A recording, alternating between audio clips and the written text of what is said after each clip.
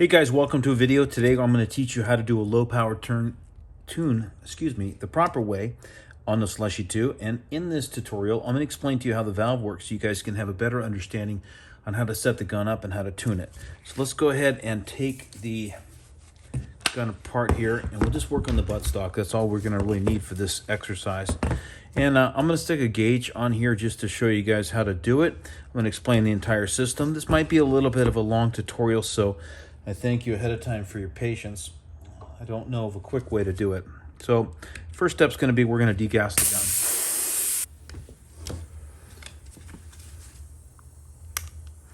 gun. Okay, so while I've got this degassed, now that it's degassed, I'm going to talk to you about how to get this gauge in the proper position. There's a little bit, a tiny bit of wiggle room. I don't want you to move a whole lot, but there's a little bit of wiggle room here between how far the O-ring goes inside of the cutout of the tube.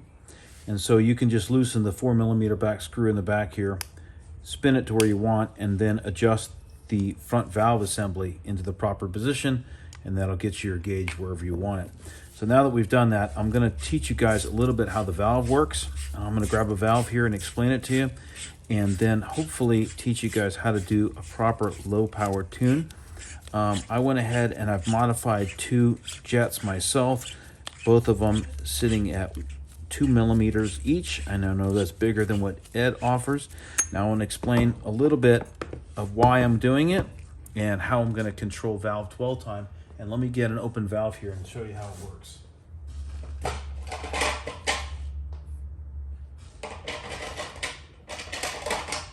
So here's a picture of the valve that sits inside of this piece right here. What's interesting about this valve is a long time ago it had told me that they were working on something that basically bled the pressure off each time, and it does to a certain extent. I mean, there is some back pressure in here, but what happens is as you push the valve open, there's actually a micro ball that's inside. This micro valve is actually the valve. This is not the valve, this is just the seal or the poppet. So what happens when you push your trigger, it pushes the lever, which is this little pin right here, and it pushes this lever, it opens the valve, air rushes into these two little holes. This is shaped in such a way that it actually increases and directs the velocity through the transfer port right here, okay? And then your pellet goes.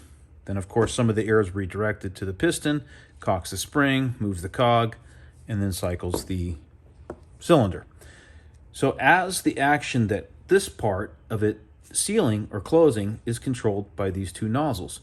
Now, if you think about it conceptually, the pressure, this has got a consistent valve dwell time to a point, but nothing can be absolute in the world of high pressure systems, and this is not absolute either. So this valve dwell time will change slightly depending on the size of the nozzles in regards to the pressure. So if you're going to run a low pressure in here, like the manual says about 60 to 240 bar, give or take, if you're going to run a low pressure in here and you run two small hole jets, the valve dwell time will be open too long and you won't get a proper tune, and you'll actually hear it kind of like, it almost sounds like it's trying to bump itself close, and that's because the air that's rushing into this part of the poppet, the flat part of the poppet here, which is trying to get this to close with these two little jets right here, this part is not moving as quickly as it should. So what we're going to do is I'm going to change out these jets here with a little 5mm wrench. And when we change the jets out, I'm going to do a 2, but I'm also going to do 60 bar on this reg. So I'm going to go to the very lowest. And I got one more little trick here that I'm going to show you. So let's get our 5mm socket out here and let's switch these two little jets.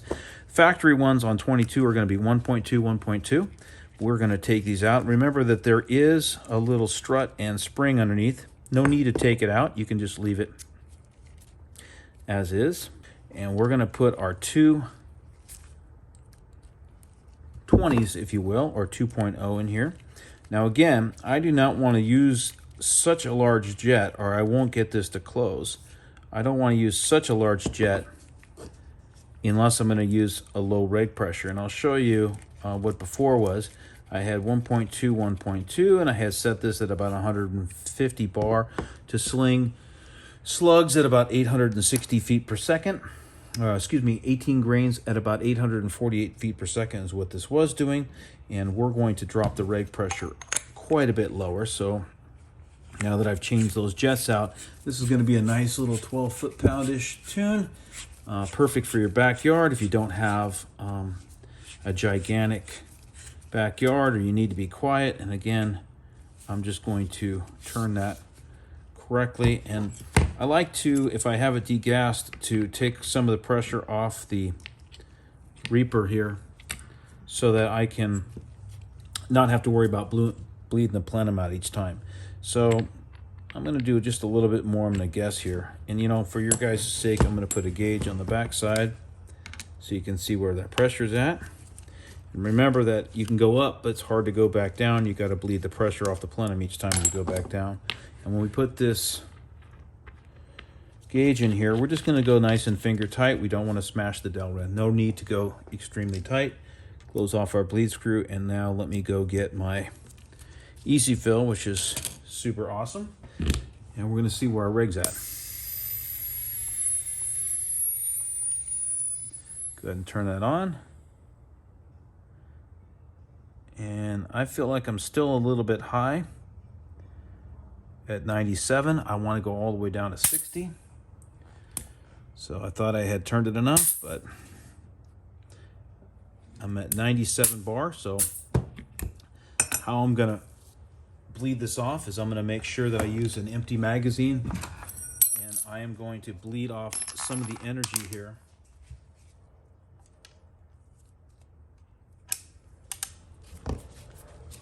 By shooting it, and I'm going to turn it down. So first step is going to be, I'm going to turn it down counterclockwise.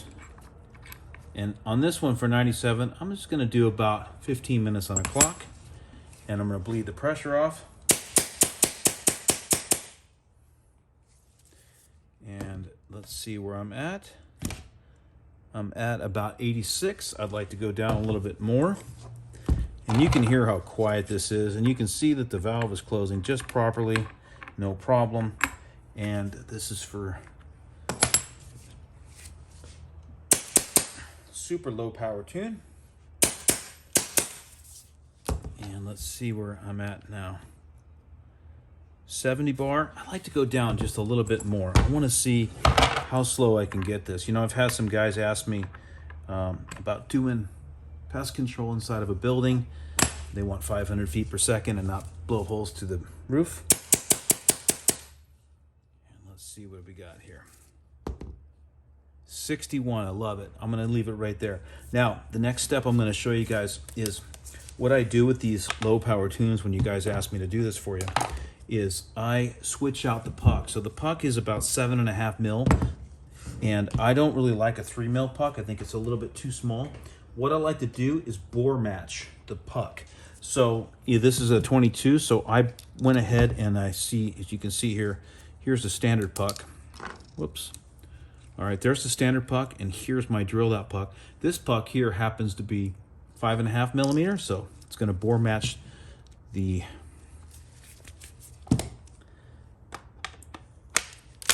all right. So let's go ahead and take it on the chronograph and see where I got.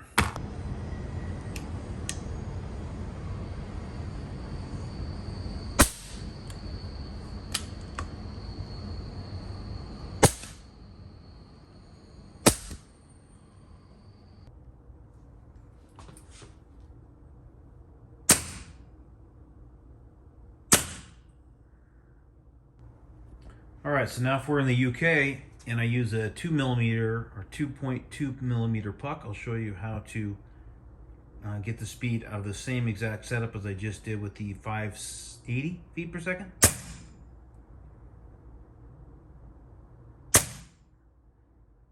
Look at that, gents. Duplicate. Can't get better than that. I love duplicates. All right, guys. Well, thanks for watching. I hope that helps you clear some things up about how to get lower power, backyard, reduce magazine noise if that's what your goal is, and make a super quiet gun. This can be done in any caliber within reason. I don't know that I would do this with a 30 caliber, but definitely 25, 22, and 177. I think in the United States, if you bore match your puck and you increase the size of the jets, decrease your regulator, you can make a very backyard friendly gun that can be then put back to full power if you should go out in the field. For you guys in the UK, well within the legal limit, underneath power levels, so that it'll keep you from having to get an FAC if that's what your goal is, or to maintain a sub 12 foot-pound gun that's well within reason, still extremely accurate, high shot count, and really a lot less noise in everything. So as you can see, these guns are very flexible. I hope this helps, and again, thanks for watching, and I'll see you in the next video.